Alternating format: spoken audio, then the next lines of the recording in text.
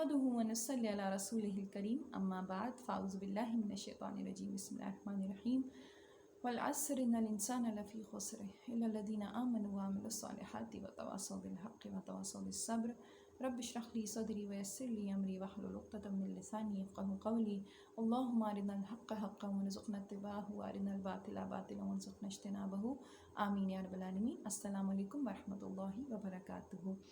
अच्छा जी, discover piece and happiness, सुकून और ख़ुशी के तलाश उस ज़मीन में आज हमारा 15th सेशन है, 15वां सेशन है। अगर मैं गलत कह रही हूँ तो आप मुझे करेक्शन कर दीजिएगा कि आज 15th सेशन दिन नहीं है, आज 14th है या 16th है, जो भी है। मुझे आप लोगों की तरफ से रिस्पांस चाहिए होता है, लेकिन बहुत अफसोस की बात है कि बहुत ज़्यादा रिस्पांस बहुत स्टूडेंट्स का नहीं आता। बहुत कम स्टूडेंट्स ऐसे होते हैं, बहुत कम ख़वातीन ऐसी होती हैं, लड़कियां ऐसी होती हैं जो रिस्पांस करती हैं, जो जवाब देती हैं, जो एक्टिविटीज़ में हिस्सा लेती हैं। ज़्यादातर सिर्फ एज अ लिसनर इसको कोर्स को ले रही हैं। तो मेरी ये रिक्वेस्ट है कि आप इसमें शामिल होएं अपने, क्योंकि हम बात पूरे वर्कशॉप में शऊर और लाशऊर की कर रहे हैं, और हम ये बात कर रहे हैं कि शऊर में रहना पड़ेगा। अगर अपने आप को चेंज करना है, बदलना है, तो आप भी शऊर में रह कर इस वर्कशॉप में हिस्सा लें और अपने एक्सपीरियंसेस शेयर करें। आप शेयर करें, क्योंकि यही इस वर्कशॉप की फ़ीस है। ये फ़ी सबीलिल्लाह है, इसकी कोई फ़ीस नहीं है सिवाय इसके कि आप अपने एक्सपीरियंसेस शेयर करें। आपको जो तजुर्बा हुआ, जो एक्सपीरियंस हुआ, इस पर जो चीज़ें हम बता रहे हैं उस पर इम्प्लीमेंट करने के बाद उनको, आपको जो तजुर्बा हुआ, जो एक्सपीरियंस हुआ, उसको आप शेयर करें, ताकि दूसरे लोग मोटिवेट हों और उनको ये अंदाज़ा हो कि ये चीज़ें जो है वो अमल में आ सकती हैं। ये कोई इतनी मुश्किल चीज़ नहीं है और इसके फ़ायदे भी होते हैं। तो अच्छा, हम बात कर रहे थे नफ्स की, नफ्स से अम्मारा, नफ्स लवामा और नफ्स मुतमइन्ना। अल्लाह से दुआ है कि अल्लाह ताला हमें नफ्स मुतमइन्ना हासिल करने में हमें कामयाबी दे और मौत तक हम नफ्स मुतमइन्ना पर ही रहें, और हमारा रब हमसे राज़ी हो जाए और हमारा रब हमारा इस्तक़बाल करे। जब हम मरने के बाद अल्लाह के पास जाएँ तो अल्लाह हमसे कहें कि ए मेरे बंदे, मैं तुझसे राज़ी हूँ और तू मेरे ख़ास बंदों में शामिल हो जा और तू मेरी जन्नत में दाखिल हो जा। अल्लाह ताला हमें उन्हीं लोगों में शामिल करें और अल्लाह हमें उन लोगों में शामिल करें जिनको अर्श का साया नसीब होगा इंशाअल्लाह ताला अल अज़ीज़। तो आज हम बात करेंगे, हमने बात की थी कि शऊर में रहना ज़रूरी है और शऊर में रहेंगे तो नफ्स मुतमइन्ना हासिल होगा। लेकिन शऊर में कैसे रहें? शऊर में रहने के लिए शऊर को स्ट्रॉन्ग करना पड़ेगा। शऊर को स्ट्रॉन्ग कैसे करें? कोई भी चीज़ अगर हमें स्ट्रॉन्ग करनी है तो देखिए, मैं आपको एक मिसाल से समझाती हूँ। मेरा ये हाथ है और मैंने इसको यूँ रखा हुआ है, ठीक है, मैं इसको ऐसे पकड़ के रखती हूँ, तो कोई मसला तो नहीं है ना, रखूँ फिर हटाऊँ फिर रखूँ, कोई मुश्किल नहीं है इतना ज़्यादा ना। अगर मैं इसको 10 सेकंड्स के लिए या 20 सेकंड्स के लिए या 1 मिनट के लिए भी रखती हूँ तो कोई मसला नहीं है। लेकिन अगर मैं इसको 1 घंटे के लिए ऐसे रखूँ तो क्या होगा? मेरा हाथ में बहुत तकलीफ़ हो जाएगी। और अगर 2 दिन के लिए कोई ऐसे रखे हाथ को तो क्या होगा? तो उसका हाथ बिल्कुल सुन्न हो जाएगा। क्यों सुन्न हो जाएगा? क्योंकि इस हाथ की स्ट्रॉन्गनेस, इसकी ज़िंदगी अल्लाह ने इस मूवमेंट में रखी है। जितना ये मूव होगा उतना ही ये एक्टिव होगा, उतना ही ये सही काम करेगा। आपने देखा होगा कि जब हम बहुत अरसे बाद कोई लिखने का काम करते हैं तो हमसे लिखा नहीं जाता, क्योंकि बहुत आराम करने से हमारे मसल्स वीक हो जाते हैं। तो जब हम बहुत अरसे बाद इस्तेमाल करते हैं तो उसको मुश्किल होती है हाथ को यूज़ करने में। तो जो चीज़ मुझे स्ट्रॉन्ग करनी है, मसलन अगर आप देखें जो बच्चे हाफिज़ कुरान होते हैं उनका हाफ़ज़ा बहुत तेज़ होता है। क्यों तेज़ होता है? क्योंकि एक तो कुरान की बरकत होती है और दूसरी उसकी वजह क्या है कि वो जो है वो मेमोरी को अपनी बहुत ज़्यादा यूज़ कर रहे होते हैं, अपने हाफ़ज़े को बहुत ज़्यादा यूज़ कर रहे होते हैं, तो उनका हाफ़ज़ा तेज़ हो जाता है। अगर मुझे रेसिंग कॉम्पिटिशन में हिस्सा लेना है तो मुझे अपने भागने की प्रैक्टिस करनी होगी। अपनी टांगों को जितना ज़्यादा यूज़ करूँगी, मेरी टांगें स्ट्रॉन्ग होती जाएंगी और वो मुझे इजी हो जाएगा भागने में। और ऐसे लोग प्रैक्टिस करते रहते हैं।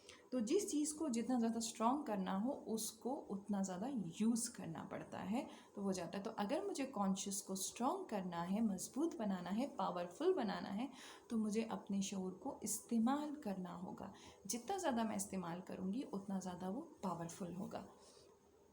اچھا کون سے آپ نے دیکھیں، آپ نے میڈیٹیشن کے بارے میں تو سنا ہوگا نا، میڈیٹیشن کیا ہے؟ میڈیٹیشن میں آپ شعور میں آتے ہو، یعنی آپ اپنے لاشعور کے خیالات کو جھٹک کر شعور میں آنے کی کوشش کرتے ہو، ایک پوائنٹ پر آپ فوکس کرتے ہو اور اسی کو آپ مستقل کانسنٹریٹ کر کے اپنے جو جتنے بھی خیالات آپ کے ذہن میں آتے ہیں ان کو جھٹکتے جاتے ہو. تو وہ کیا ہوتا ہے، اور وہی چیز ہم 5 وقت نماز میں کر رہے ہوتے ہیں. اللہ نے ہمارے اوپر یہ میڈیٹیشن فرض کی ہوئی ہے 5 وقت. تو اگر مجھے شعور کو اسٹرانگ کرنا ہے تو مجھے کیا کرنا ہوگا، نماز کے اندر خیالات کو جھٹکنا ہوگا اور اپنی کانسنٹریشن پوری سجدے کی جو جگہ ہے اس پہ کانسنٹریٹ کر کے تمام خیالات کو اپنے ذہن سے نکالنا ہوگا. یہ ایکسرسائز مجھے مستقل کرنی ہوگی، اس سے میرا شعور اسٹرانگ ہوگا، کیونکہ یہی وہ نماز ہے. دیکھیں نا، اسی لیے تو اللہ کے نبی صلی اللہ علیہ وسلم نے فرمایا کہ نماز جو ہے وہ بے حیائی سے روکتی ہے.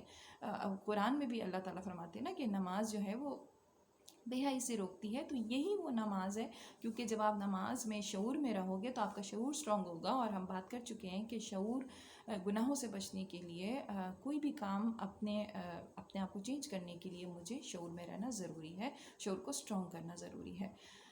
تو پھر مجھے نماز میں کانسنٹریٹ کرنا پڑے گا، عبادتوں میں کانسنٹریٹ کرنا پڑے گا، ذکر اذکار میں کانسنٹریٹ کرنا پڑے گا. شعوری طور پر نماز پڑھنی ہوگی، شعوری طور پر ذکر اذکار کرنے ہوں گے. اچھا، اب اس میں ہم ورک شاپ میں ایک ایکٹیویٹی کرتے ہیں جو ہم شعور کو اسٹرانگ کرنے کے لیے کرتے ہیں. ہم اذان سنتے ہیں.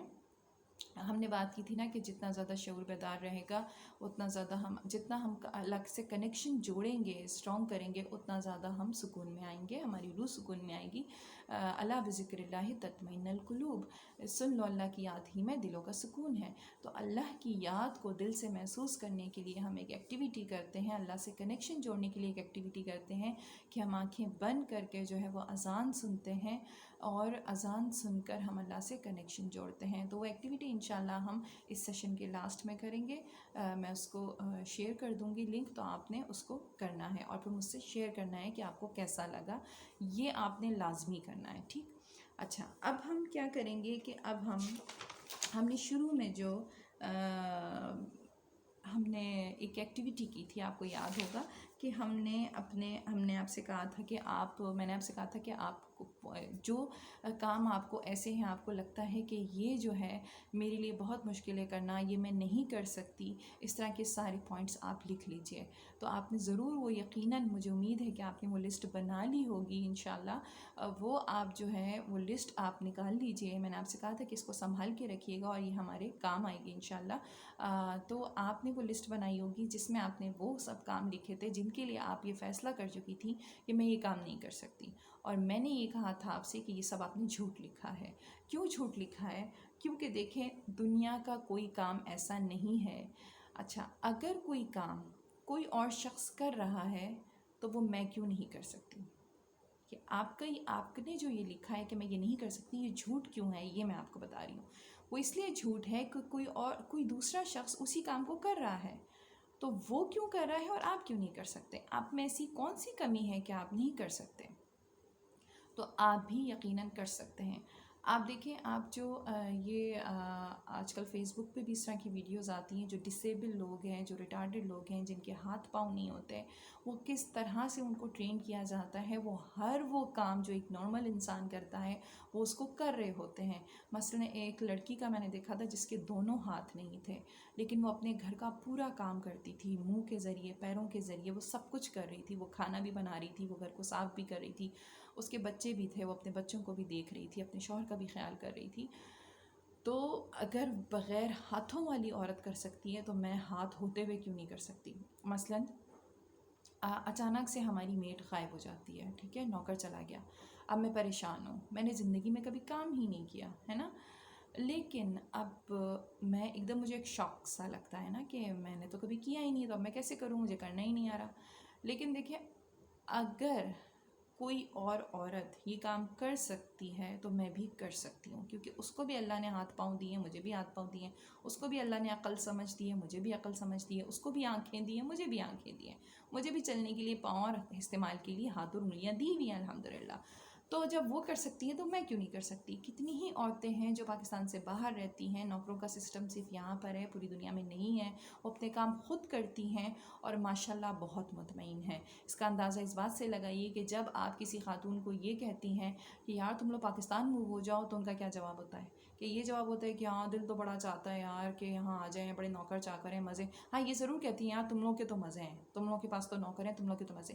یہ کوئی نہیں کہتا کہ ہم وہاں شفٹ ہونا چاہتے ہیں، کیوں نہیں؟ کہتے ہیں یہاں بہت سکون ہے، یعنی اپنا کام خود کر رہے ہیں، کپڑے بھی دھو رہے ہیں، برتن بھی دھو رہے ہیں، صفائی بھی کر رہے ہیں، بچوں کو بھی سنبھال رہے ہیں، کھانا بھی بنا رہے ہیں، سب کچھ کر رہے ہیں، اور باہر کا بھی کر رہے ہیں، پک اینڈ ڈراپ دے رہے ہیں بچوں کو، ہر چیز کر رہے ہیں، اس کے باوجود وہ خوش ہیں۔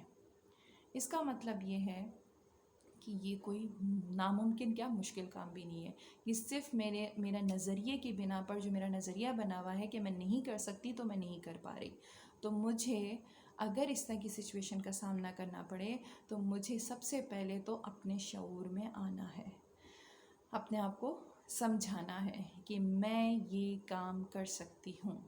اور بہت اچھا ہوگا اگر آپ اس کو لکھ لیں کہ میں اپنے گھر کا پورا کام خود کر سکتی ہوں، الحمدللہ مجھے اپنا اللہ نے ایلیجبل بنایا اس کے لیے، میں کر سکتی ہوں اور میں کروں گی، اور میں کروں گی ضرور۔ تو آپ دیکھیں گے کہ آہستہ آہستہ انشاءاللہ آپ سارے کام خود کرنے لگیں گے انشاءاللہ۔